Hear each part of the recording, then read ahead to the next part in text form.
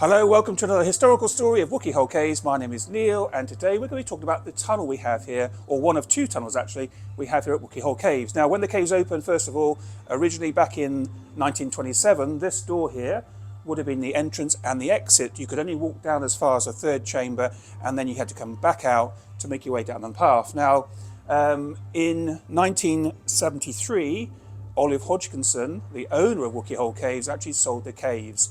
And also, just as it happened the same time, the mill, who was run at that point by a company called Inveresk, the paper mill closed, and that was also put up for sale. So in 1973, Madame Tussauds bought both the caves and the mill for something like £650,000, which today is around about £10 million, I believe. So what they did was they had the caves, they had the mill, but the mill needed restoring. So they spent also a lot of money restoring the mill for housing attractions. And so the idea then came about that it would be very, very good if you could get people to go in this way and lead through a tunnel at the back of the mill in the valley, so people could do a circular route and then make their way down to the rest of the site. So the opening of the tunnel on the 27th of March 1975 means that this year, 2025, is actually the 50th anniversary of the official opening of the tunnel. Now, the tunnel didn't just let people leave a different way, because what it also did was enable people to see caves they'd never seen before, because chambers 7, 8 and 9, which were open because of the tunnel, were caves that only up until then cave divers had discovered and been able to see. So literally speaking, visiting after 1975 meant that you actually were seeing caves that were here and known about for thousands of years, but then you were seeing caves that literally had only been discovered maybe in the last sort of 20, 30 years. So something completely different for visitors from that point on. So I'm standing in the first chamber, which is kitchen, and if you visited Wookey Hole, you might well have wondered what the stairs are over here. Now, these stairs, obviously cut through the rock here, these were opened pretty much when the caves opened in 1927. And what it takes you to, or what it took you to, were two places called the New Grotto and the Inner Grotto, and both of those have got very, very fantastic formations that people would have been taken in to see. But the thing about this staircase, this was only used, as far as I understand, before the tunnel was open, because as the caves were originally, groups came down the wider stairs, the guide would take them to chamber 3, and as that group then had to come back this way, rather than causing a bit of a traffic jam, what would happen is the group would come up the stairs here behind me, whilst another group from outside went down and started their tour. Now, talking to guides of the day when they were using this, they've told me that what would happen is the guide would allow a family, couple, or a few people at a time up by themselves. They would go up into the New Grotto and Inner Grotto and then come back down. And then after here, they could obviously leave the caves and go back down the cave path. So this was used really as a passing point before obviously the tunnel now, which means we don't come back this way, and therefore this isn't used any longer. But we'll take you up in here so you can get a glimpse of what people were seeing before the tunnel was installed in 1975. So walking up the stairs, which are on my left, you walk up to this first part. This is called the New Grotto. So this was accessed originally by climbing over the wall, which we now walk through. We walked through before, down the bottom. And as you can see, there's some really, really amazing formations in here. There's stalagmites, there are some really, really nice curtain stalactites. These ones in the corner here, these ones, huge, huge ones. Some of them coloured by iron, and you can see it goes all the way back through. And then under here, we've got what's called the Inner Grotto. Now, as far as I understand it, it was accessed by people climbing up over around the corner, because again, you couldn't go through here because where I am here, this would be solid rock. So if I go through under here, this is called Inner Grotto. And you might have seen one of the films we've made before, videos about John Hassel, because he painted both the Inner and New Grotto. And here we go. This is Inner Grotto. Now, in the Hassel film, we went across the top of here because up in front, down, somewhere in front of us is how you get to what we call today Flat World, but of course originally called Purgatory, which is a really, really small cave about 35 centimetres high, and it's way off in the distance from where we're standing. But yeah, this is the places that those stairs lead to that we now no longer use. So I'm standing in the Witch's Parlour, Chamber 3, and here you can see the River Exe making its way into this chamber. So up until the tunnel was constructed, this was the end of the show cave. So basically this cave here was the end of the show cave from 1927 right up to 1975. This chamber also, you might be aware, I've heard about, is actually where cave diving in this country began. So the original cave divers back in 1935 were using this as a base because the next chamber is right over here on the other side of the river where my torchlight is. Okay, so there's an archway around about 4 meters high, which is the archway the divers today go under to get into the fourth chamber. So 1973, Madame Tussauds purchased the mill and the caves, and obviously when they purchased the caves, this was the end for the show cave, for the tour, and the idea about building a tunnel came about. So in the summer of 1973, there was a company called Wookey from Nottingham, and they were building 2 railway tunnels at a quarry which from Wookey Hole is about 15 miles away, Wortley Quarry, it's kind of near Frome.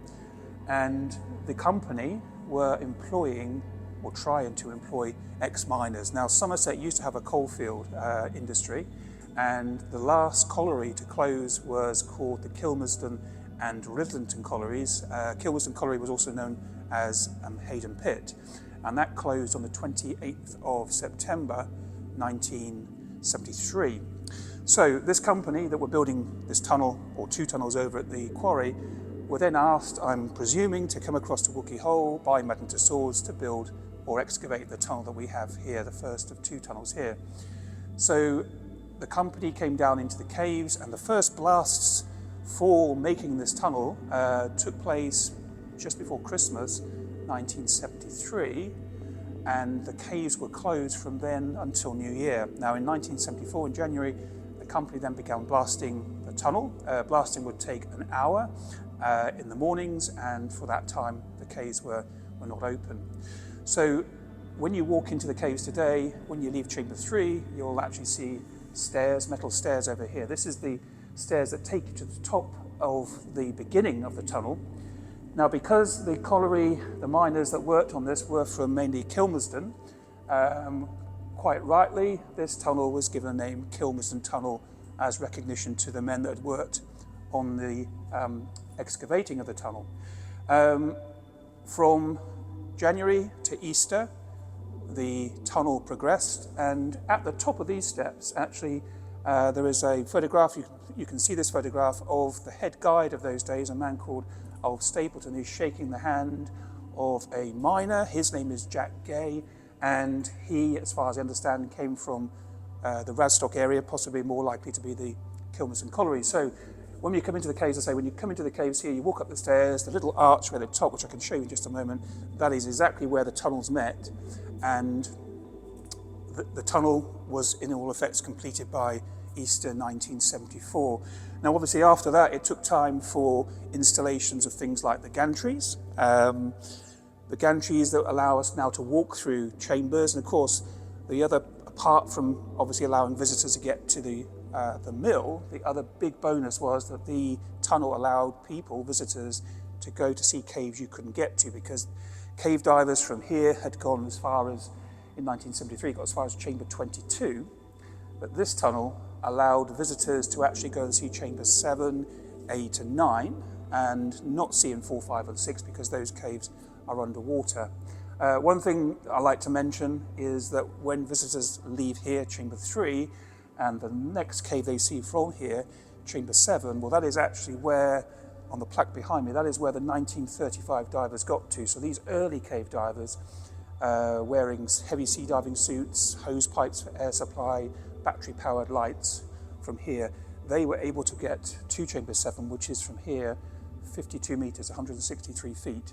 And as I say, for visitors today, we get to see 7, 8 and chamber 9, and in just a few minutes time I'll walk you through those caves, 9 being discovered actually by Graham Balcom back in 1948. Here we go, here's the stairs coming out of chamber 3. This is actually where the tunnel actually, the total length of the tunnel is 175 metres.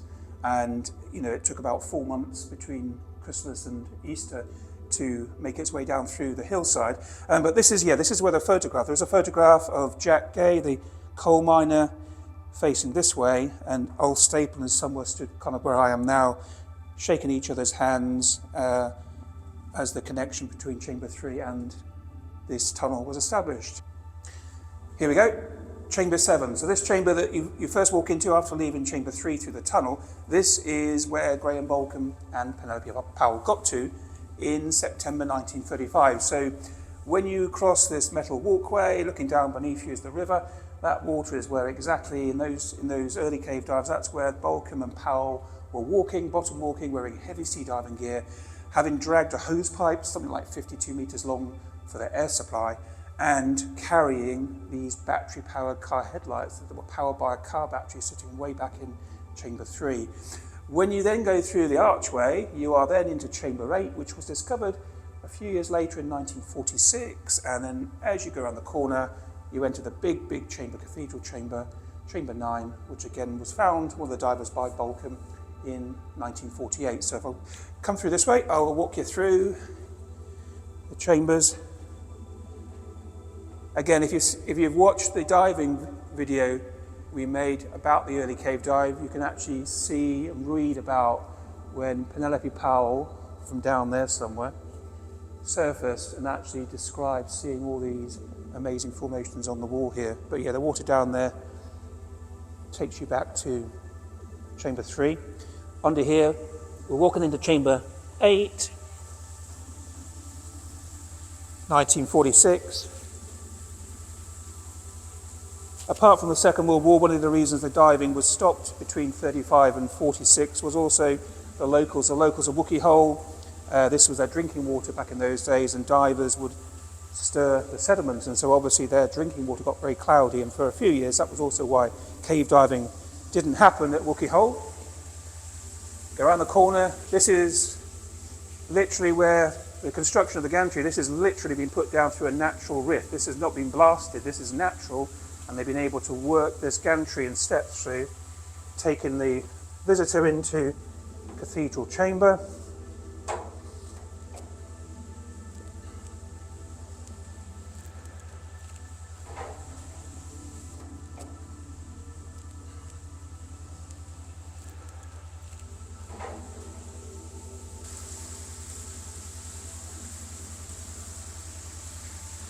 And then down beneath you here, when you come into the caves of this part, this is where one of the divers, including, as I say, Graham Bolcombe, surfaced in 1948, discovering chamber 9.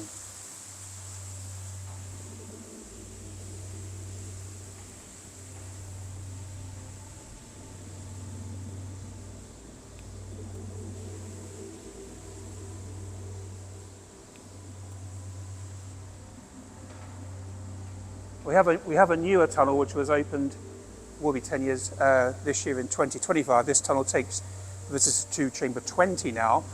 So the upper cave system above us here was found in 1971 by Brian Woodward and John Parker. These same two divers actually discovered chamber 20 the year before. And what they noticed about this high passageway is they actually kind of felt that they were seeing roots of trees coming down into the chamber. They felt as if they were very close to the surface. So one of the things about the tunnel, the exit tunnel, was how sure they were of exactly where chamber 9 was before they started blasting the tunnel to the valley. So knowing there was a higher chamber above chamber 9, some equipment was used. It was equipment that measured magnetic fields. And what happened was 2 divers were sent in, of course in those days that would be from chamber 3 into here. And then what they would have done is they'd climbed up through this way, which is where we still do our wild Wookey route, but they would have gone up higher than our wild Wookey route. They'd have gone up into this high upper chamber, which I think is called 9.2. Now above ground, there was a man called Brian Brewer, and he had the equipment to detect the magnetic fields coming out of the cave. So what happened was, and this was on the early part of August 1973, First of all, turning on the machine to listen to the sounds so he could understand where these magnetic fields were, he actually didn't get anything at all. He actually picked up BBC Radio 2, playing the tunes of the day. Anyway, a bit later on, he was able to detect the magnetic field, and from that they could work out the position of chamber 9 and also how far beneath the surface of the hill the divers were sitting. Now, it turned out that they had a distance of 10 feet, just over 3 meters, between the top of the field and the reading from the other equipment. So they brought a digger in, and what actually turned out, by the time they used the digger, it wasn't 10 feet at all. There was actually just about 5 feet, about just under 2 meters of rock, because the actual measurement was measuring where the machine was sitting on the floor. So they had 5 feet of rock to dig through, and from there, on the 5th of August 1973, humans came into the chamber from above ground. Okay, so accessing the cave from the hole made allowed the cavers in. It allowed them to map chamber 9. It allowed them to also map upper passageways across from 7 to 9, and from that they had a much more detailed plan as to where exactly this exit tunnel behind me should go, so that it ended up in the valley as required. I am told from guides in the past that the actual tunnel in total was only about 15 centimeters out from what they thought. So considering the equipment and technologies of those days, 15 centimeters from what you thought you were coming out at, an amazing feat. So yeah, using up there enabled a lot of things. And as I say, when you leave the caves now, this is the exit tunnel here.